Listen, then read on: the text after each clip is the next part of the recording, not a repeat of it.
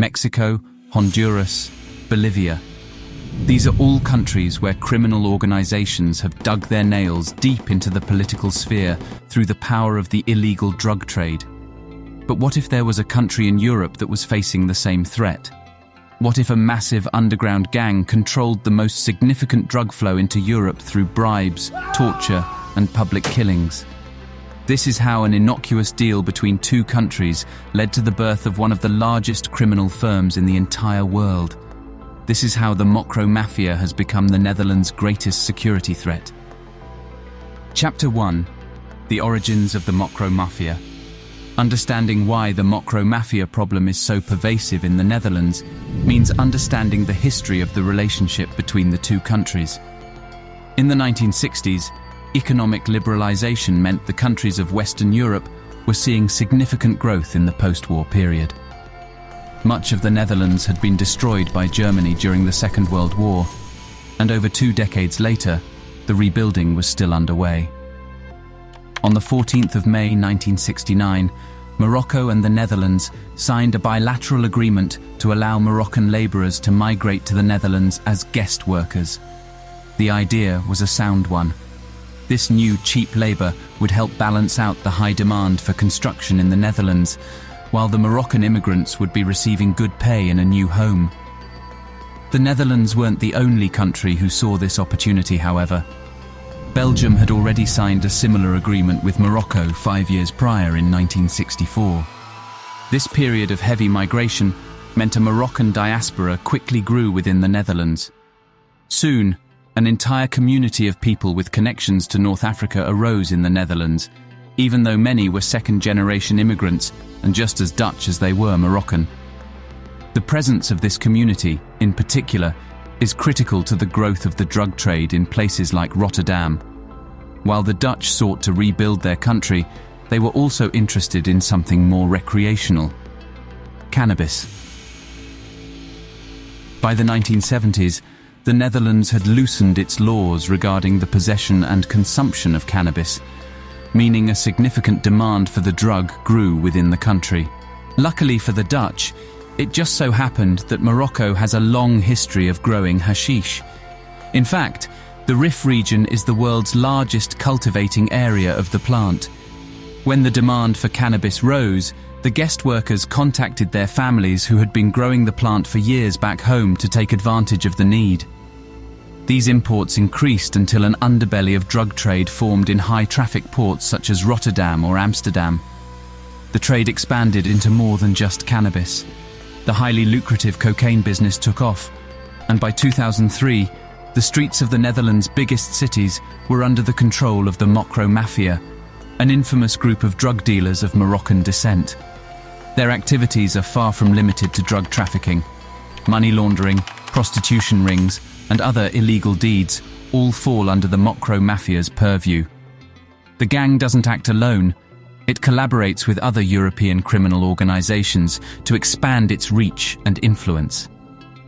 By teaming up with major international players like the Italian mafia or Russian gangs, they were able to gain access to essential resources such as weapons, contacts within political circles, and money laundering networks, which enabled them to take control of large parts of Europe's drug trade. This strategic partnership allowed them to become one of the most powerful criminal organizations in the world within just a few years. The Mocro-Mafia is considered one of Europe's most successful criminal organizations due to its ability to quickly adapt to changing circumstances while maintaining its core values of loyalty and cooperation among its members. From humble beginnings among Dutch immigrant communities in 2002-2003, it has grown into one of Europe's biggest drug dealers, with connections stretching far beyond Dutch borders into other countries on the continent. The future looks bright for this powerful crime syndicate, which continues to thrive despite external pressures from authorities trying to take them down. Understanding where the Mocro-Mafia came from is one thing. Understanding how they operate is another. How does such a disparate group of individuals cooperate so efficiently? The answer might reveal more about the Netherlands than one might think. Chapter 2. How they operate. Like it or not, there are usually a few countries that pop into one's mind before the Netherlands when thinking of violence. On the Human Development Index, the UN's ranking of the living conditions within a country, the Netherlands even ranks 10th in the world. Yet some of the crime-related behavior in the country is shocking. Violence plays a huge part in the Mocro-Mafia's image. The group's grip on the drug trade has led to an increase in violent crime in cities throughout the Netherlands. Drug deals gone wrong, turf wars between rival gangs and targeted assassinations are just some of the acts that have become commonplace due to their involvement in the illegal drug market. But the violence goes beyond gang disputes. Some reports detail borderline psychopathic tendencies. In 2016, the discovery of a soundproof torture chamber believed to have been used by a narcotics gang shocked the nation and served as a reminder of what those involved in the trafficking trade were capable of. The details were made public at the latest hearing in the case of 11 suspects, including an alleged ringleader known as Roger Piet Costa P., who were accused of planning to murder rivals at an apparent torture site in Woos Plantage in Brabant. Police officers, acting on intercepted messages, discovered 7 shipping containers in Woos Plantage in Brabant, 6 of which were allegedly used as cells containing handcuffs and leg cuffs. In the 7th container was a refashioned dentist's chair, with straps for tying arms and legs, finger clamps, scalpels, claw hammers, pliers, loppers, pruning shears, gas burners, tie wraps and duct tape. The container was soundproofed. Officers also found a freezer large enough to hold more than one person and a mortar mixing tub, which was allegedly going to be used for waterboarding victims. The court heard that a second site in Rotterdam was the operating base for an arrest team whose task was to pick up their intended targets and take them to the site in Woos Plantage. There are also allegations that members of the Mocro-Mafia have infiltrated local politics to further their own agendas. They have used bribes, threats, and other forms of coercion to influence decision-makers at all levels of government. This has resulted in lax regulations and lenient punishments for those involved in criminal activities related to drugs or other illicit enterprises. Workers in the Netherlands' world-famous ports can have their gaze turned aside for €20,000. This was the case for Customs Officer Gerrit G., who worked with gangs to allow the flow of drugs through Rotterdam. In one instance, over 300 kilograms of cocaine were transported in shipping containers thanks to Gerrit G's help.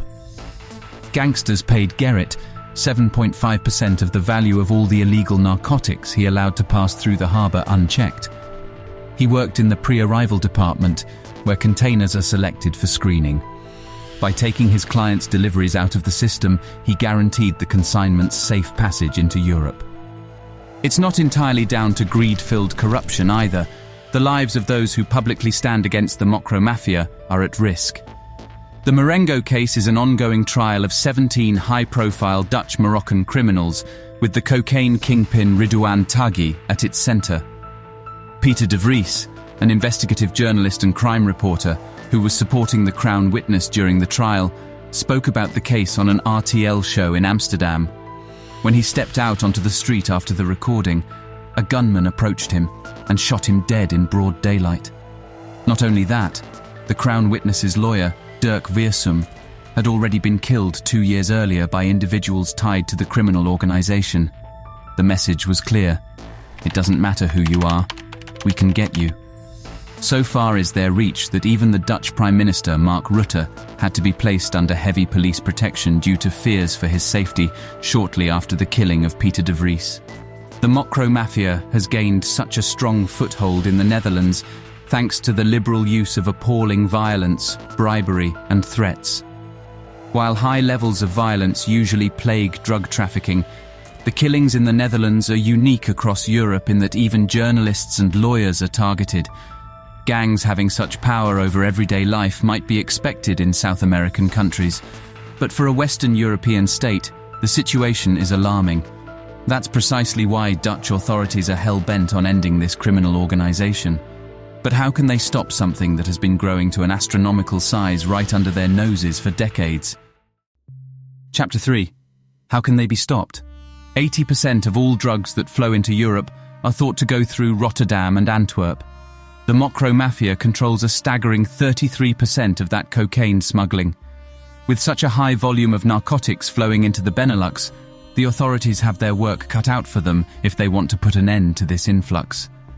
But how far does law enforcement go to bring them down? Let's take a look at how police investigations and operations are responding to this threat. The police response to this threat has been multifaceted.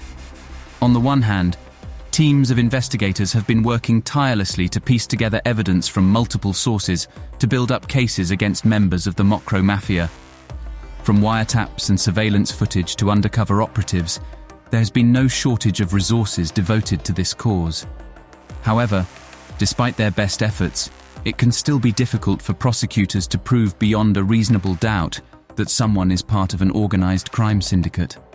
As mentioned prior, the savage repercussions when working on these cases justifiably turn off many from pursuing the matter any further. In addition to investigative work, law enforcement has taken a more aggressive approach to its operations against this syndicate. Raids on suspected gang hideouts have become increasingly common in recent years as police try to get ahead of any potential threats posed by these criminals. Despite these raids and arrests, however, the shipment of narcotics continues to rise, seemingly unperturbed by the police's hard work. While law enforcement has made some progress in prosecuting members of the Mocro-Mafia, many challenges and obstacles still stand in their way. For starters, it can be difficult for investigators to obtain enough evidence to withstand legal scrutiny during court proceedings without violating citizens' rights or risking informants' lives. Jan Meus, a Dutch crime journalist, described the Marengo trial as the ultimate test for Dutch rule of law. Should the suspects involved receive light sentences, it might be a massive blow to the police's efforts to curb the illegal drug trade. If the punishment is weak, what's stopping the trade from growing? Additionally, due to changes in drug laws throughout Europe over the last few decades, some criminal charges associated with drug trafficking may not carry as severe penalties as they once did, making it more difficult for prosecutors to secure convictions against members of serious organized crime groups. Despite these challenges, law enforcement agencies throughout Europe have successfully fought organized crime groups like the Mocro-Mafia through intelligence-gathering techniques such as wiretapping and sting operations targeting high-profile criminals within these organizations. On the 28th of November 2022, Europol announced they had successfully seized 30 tons of cocaine in a major bust that saw authorities from 6 major European nations working together. However, while these successes are certainly noteworthy, there is still much work that needs to be done before crime groups like the Mocro-Mafia will genuinely be stopped from wreaking havoc on innocent citizens throughout Europe. If solving crime was as simple as catching offenders red-handed, locking them in prison, and throwing away the key, there would be no more criminals in the world. Unfortunately for the authorities, drug trafficking is a far more complicated affair affecting many aspects of daily life.